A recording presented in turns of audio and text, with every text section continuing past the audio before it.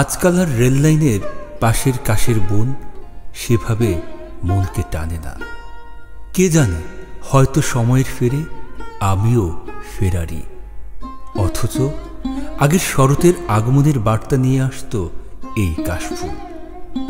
সাদা পেজা তুদুর মতো ফুলগুলো যেন সগর্বে জানান দিত শরৎ এসে গেছে আগমনের বার্তা নিয়ে। মায়ের আগমনের প্রতীক্ষায় দিন গোনা শুরু হয়ে যেত।